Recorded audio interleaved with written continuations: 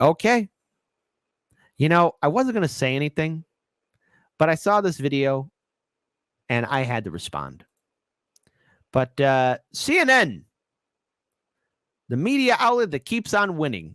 No, it doesn't. CNN, Brian Stelter makes a shocking return, a shocking, glorious return to the network that he was fired from just a couple of years ago. Because remember, they let Brian Stelter go. And by the way, again, you know, HBO or Max, whatever you call yourself. I mean, I don't know why you kept CNN part of your portfolio. You know, it's a dying brand. It's pointless. It's worthless. It's a joke. I mean, CNN, the only media outlet to put $250 million into a streaming service that went broke in 1 month in a failed attempt to get more viewers. But somehow little boy Brian, decides to make a comeback. Shout out to Jimmy Dore, who wrote, "Guess who won't be returning to CNN? Viewers." Oh, Jimmy, be nice. But unfortunately, folks, you have now, again, I just want to pull this up here because Brian Stelter, now that he's back or he's coming back, never forget that he did a whole segment way back in 2020 about fake news. You may not remember it, but Petridge Farm remembers. It's about emails again. This time, emails from Joe Biden's son, Hunter. So let's take a look at how a storyline is manufactured. In this case, a loudly anti-Biden storyline, redounding to Trump's benefit. First, it helps to really view this as storytelling, not so much as news coverage, but as political entertainment, where crushing the other party is entertaining. Fox News, the beating red heart of the right-wing media machine. Oh, God.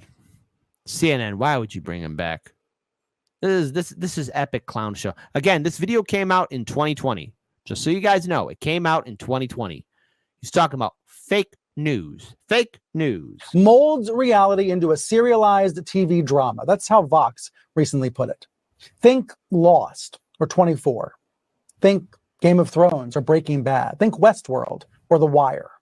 Every day, every night, there are what appear to be new developments in this entertainment drama. Some new twist to keep you watching. A new storyline was introduced right on time. There it is, the New York Post front page. Remember when they said CNN, an authoritative source, said that Hunter Biden laptop was fake news? Remember we tried to share it on Twitter and on Facebook and you couldn't do it? CNN, you're going to bring this guy back? Now, again, maybe in his defense, his little defense, you know, I just want to remind all of you, he was only following orders from his producers. But you think that was going to bring in the views? CNN, the only reason why you were relevant, especially from 2016 to 2020, was because you were promoting the Trump derangement syndrome as well as Russiagate. I mean, that's the only reason why you got that boost. Donald Trump.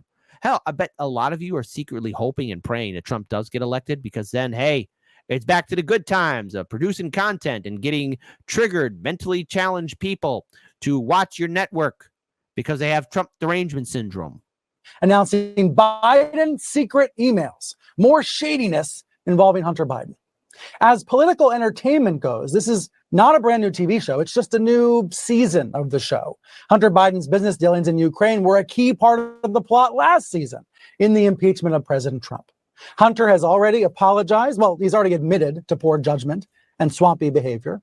His father has said that it will not happen again. And at this point, most people have moved on. But Trump needs a closing argument. So he and his media allies usually rely on whataboutism, right? So you ask about the Trump family swampiness, and they say, what about Hunter Biden? You raise Trump's legal exposure, and they say, what about Obamagate? You might say, or liberal critics say, Trump is compromised, and they say, no, Biden's compromised. Whataboutism is like a glue that holds the base together.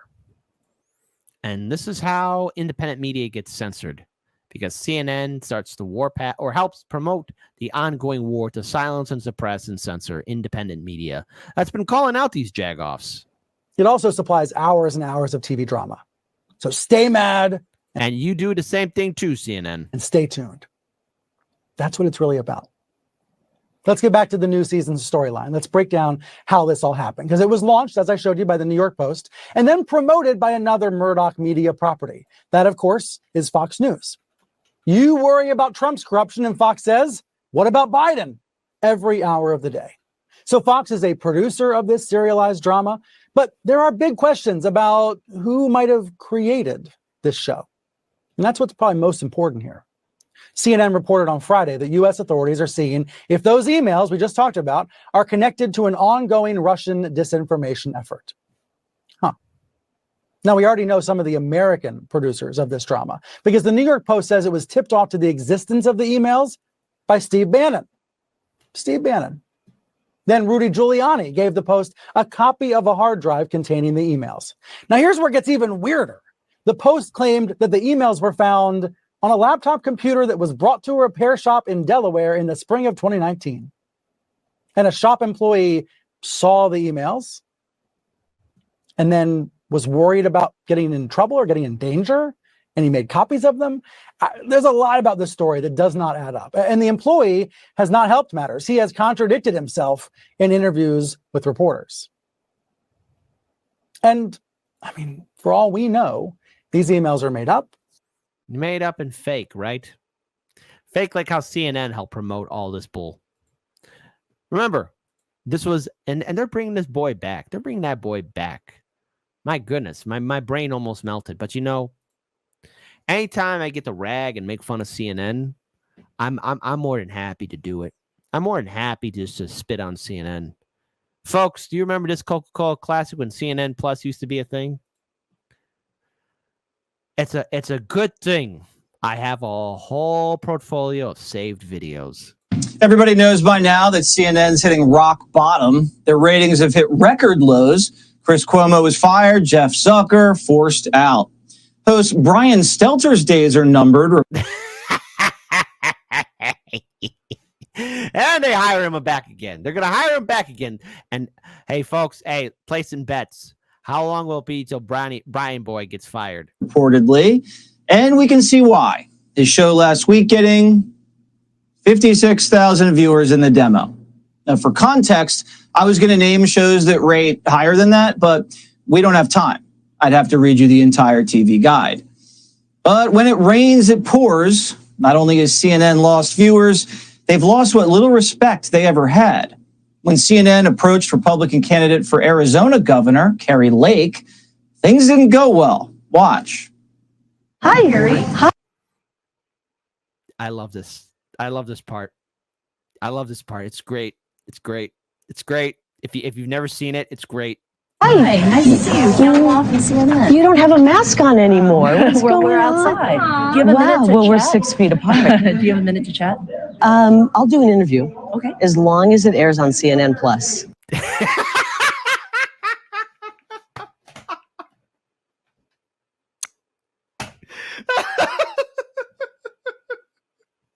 Look at her face. It's priceless. Ah, that's great. Hey, look, I don't have to agree with Kari Lake, but that was one hell of a burn. Oh man, that's great. Yeah, yes, Dwayne Vogel, it is priceless. Everybody, this is what you call Coca-Cola Classic, right? The look on her face is like, even if you do a little slight rewind here, like, it's just CNN Plus, and then, oh no, uh-oh. And she has to smile it off. Hold on, we're gonna play it again just one more time. 6 feet apart. Do you have a minute to chat? I'll do an interview. Okay. As long as it airs on CNN Plus. That's still CNN Plus, which, by the way, around this time, CNN Plus went belly up. exist? I didn't think so, because the people don't like what you guys are peddling, which is propaganda. Thank you. Hold on, Miguel H. You mean that line from The Simpsons when Lisa publicly broke up with Ralph Wiggum on air when Krusty the Clown asked Ralph Wiggum if Lisa was his girlfriend? He said yes. He's like, no! And she starts berating him. And then Bart was like, look, Lisa, look. You pinpoint the moment when you broke her heart. Like, right? It's... Here we go. And hold on. When she drops the bomb, like right here. There. Boom.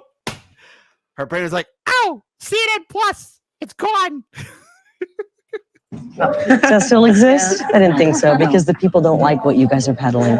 One more time. I'm sorry. So- I'm sorry. I'm sorry. Am I being petty? Am I being is this pettiness? Yes, it is.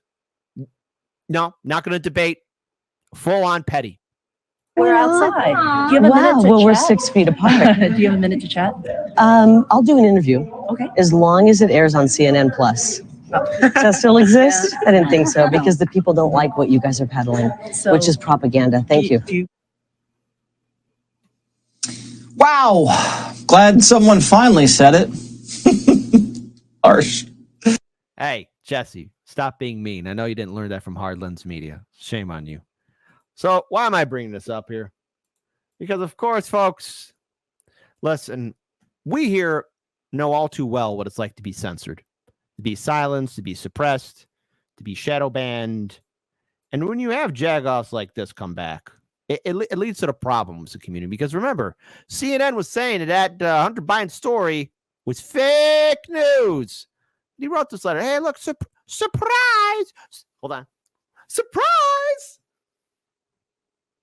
Hello, yes, Brian Stelter. Yes, really. I'm thrilled to share that I'm returning as lead anchor of CNN's reliable sources.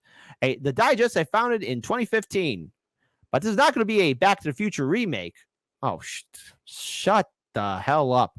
The media industry has matured. CNN has evolved. Oh, really? It has? And I have changed a lot since I signed off 2 years ago. I loved my old life as the anchor of a Sunday morning show, but to borrow some lingo from my video game blogger days, I finished that level of the game. Time for new levels, new challenges. Oh, F right off. I'm returning to CNN in a brand new role as chief media analyst. Sorry about that. Which means I'll be appearing on air, developing digital content, and helming this newsletter. It will be different because I am different. I always scoffed at people who say getting fired was the best thing that's ever happened to me.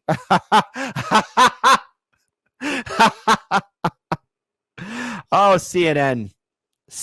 Listen. You know what you remind me of, CNN? You remind me of Pierce from Succession, okay? Great show. If you haven't seen Succession, I recommend it. Until it happened to me. After 20 plus years as a news junkie, I changed my habits and tuned out for a bit. No, you haven't. I also changed my vantage point, moving from Manhattan to a horse farm near one of Donald Trump's golf clubs. Really? Oh, that's not very liberal of you. I experienced the news more like an everyday consumer, and in doing so, I learned a lot about the attention economy and the information ecosystem. I'm looking forward to sharing what I learned with you. Aw. It goes on to write about all this other BS, but I'm not going to subject you guys to it. You guys can read it for yourselves. But hey, CNN, you keep on hitting those home runs, baby. I don't know when it's going to happen. I don't know how it will happen. But I feel we will witness something very historic. And I hope I do live long enough and I'm still useful, you know? Because I'm going on to 40. I hope I see the downfall of CNN. Like, it's like businesses shut down, locked up. And you know something? I'll be playing in loop the audio that Kari Lake, that roast that she gave at the gravesite at CNN. It'll be classic. I'll figure out a way to do it always. That's what I'm going to do to honor CNN when its downfall comes. If it happens or when, I don't know. But that's how petty I'm going to be because it's funny.